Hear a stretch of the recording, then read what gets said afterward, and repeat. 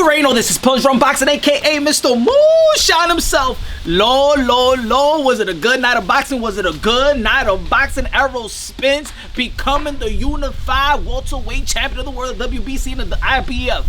But Shawn Porter put it on Errol Spence like he never felt before. I'm gonna say it like this. This was the not the first time, but in a long time in which Shawn Porter's style was actually effective. Now, of course, he's been winning a lot of fights. There's a lot of fights that it was close by. But I'm gonna tell you like this: that performance was a better performance versus Ugas. What a better performance versus Dennis Garcia. What a better performance versus Kell Brook. What a better performance versus Keith Tom Thurman. This was Shawn Porter's best of the best performance I've seen from round 1 to round 12. Of course, he landed. They scored a knockdown on the Errol Spence hook.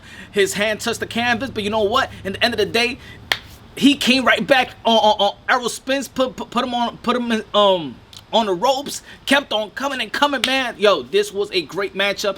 Errol Spence showed a lot of grit, but in the end of the day, if you follow Punch Drunk Boxing, you already know, aka Mr. Moonshine himself. If you follow me, a lot of people used to be like, yo, Punch, why you always trying to hate on Errol Spence? You trying to hate on Errol Spence? No.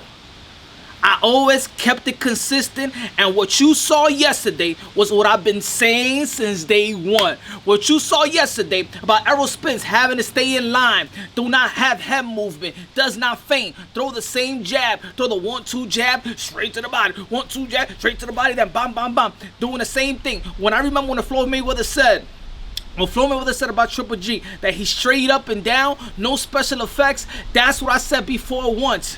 When I was trying to describe Errol Spence, he is very fundamentally sound. Yes, he is fundamentally sound. He stay in position, but he is not all that special, all that hype. He is a very good boxer, and if you want him to be special, like I had one of my videos, go check it out before I did a video yesterday on Errol Spence, whether he's special, very good, or good. I said very good. We gotta let these guys grow. See the hype now. I'm gonna tell you like this: how boxing is gonna turn on Errol Spence. Because like I said in my other videos, go check my other videos, baby. If you think I'm inconsistent, go check the other videos and how I explain how boxing fans are. We like a guy in the come up. Yeah, we like him. Then when he's coming up as a prospect, oh, we praise him. Oh, as a contender, nah, he's the one. He's the boogeyman. He's ducking everybody. He's the one that gets the praise. These guys right here gets more praise than champions. And you know what's gonna happen right now after the fight? There's gonna be a lot of haters coming for Errol Spence, because that's the way it goes. Do you remember Errol Spence? What was his hashtag? Man down. Did he man down his last opponent? Did he go down? Did he stay down? No. Did he go? Did Mikey Garcia go down? Did he stay down? No. Oh, now he's going to a decision now. You remember Keith Tom Thurman? Oh, he's not one time no more. He's not one time no more. He's one time. He's sometime. Oh, you see it happen in the sport of boxing. Look at Floyd Mayweather, what he said to Errol Spence right in front of his face. You knocking everybody else right now, but there's going to become a time when you get older and you ain't going to be the same dude.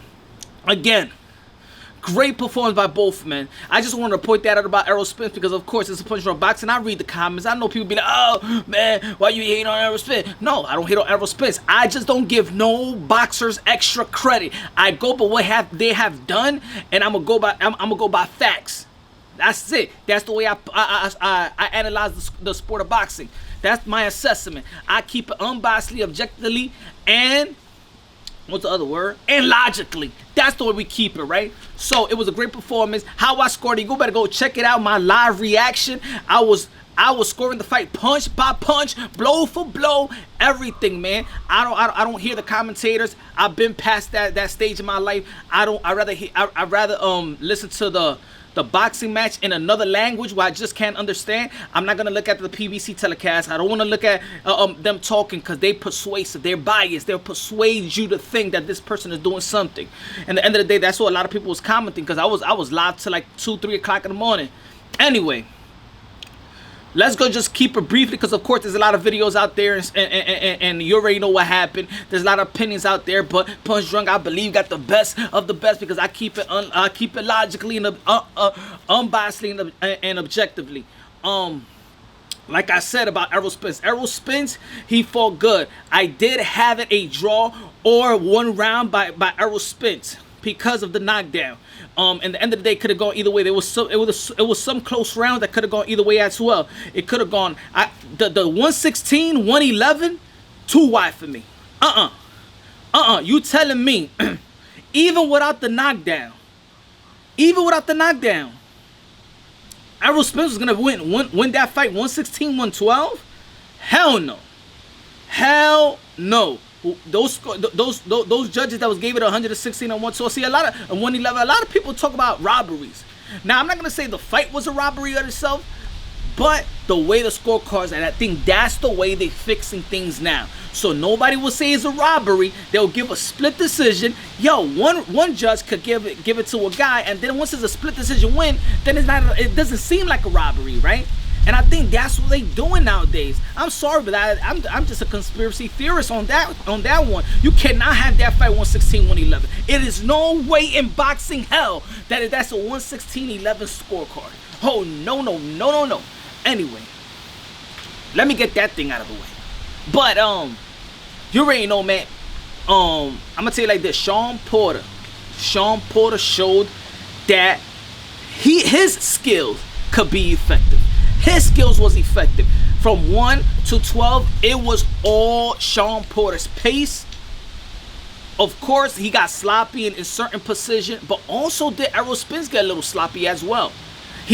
Shawn Porter landed more headshots, more visible headshots. Shawn Porter landed more jabs. If you out jabbing the jabber, it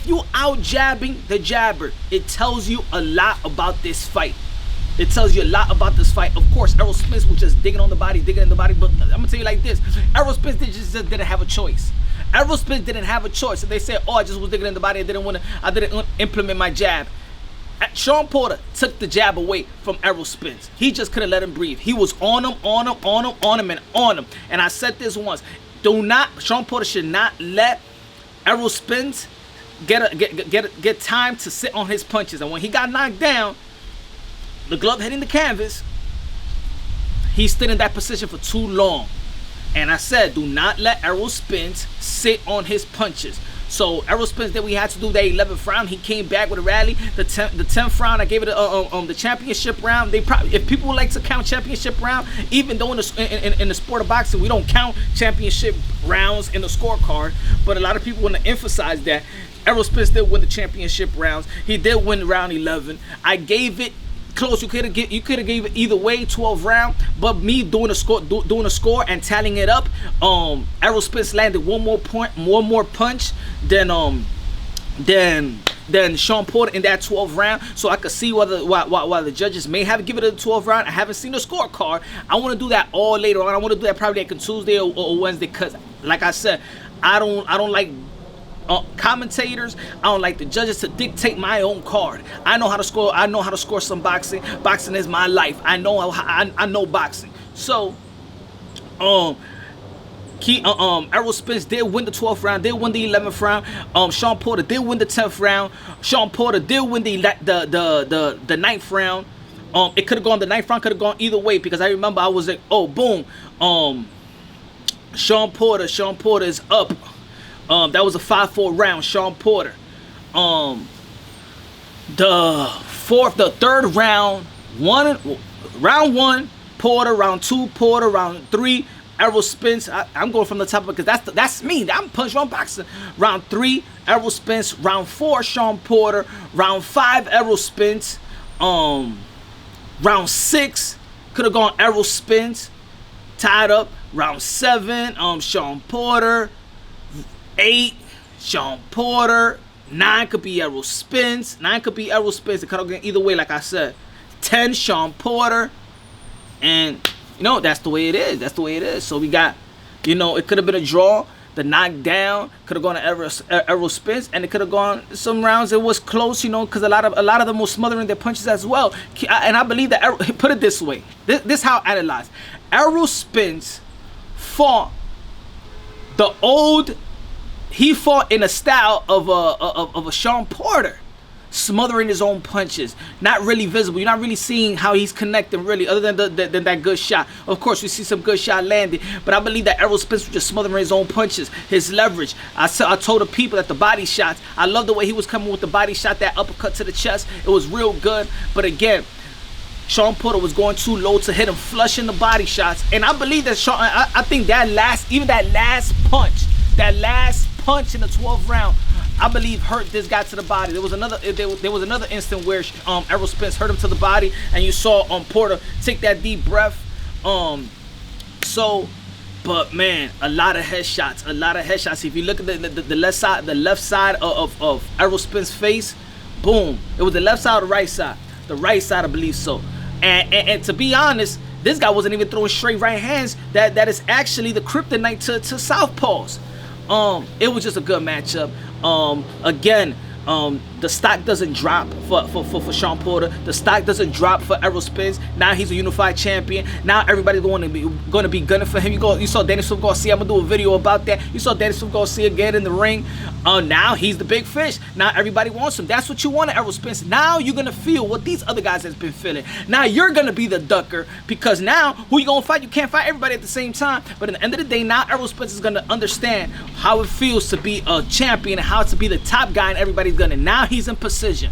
I'm not talking about Manny Pacquiao, because at the end of the day, Manny Pacquiao's got a cemented legacy. Manny Pacquiao can maneuver his career the way he wants to, and we understand that whether he lose or win to one of these guys, his career is cemented. So I really rather emphasize, these guys in this era, because in the end of the day, it's a win-win situation for Manny Pacquiao, and there is no lose-lose situation for Manny Pacquiao. With these other guys, there is type of lose-lose situations. You understand? You don't know where the career is going to go if they take a loss. We don't know Keith Thurman, what he's going to do next.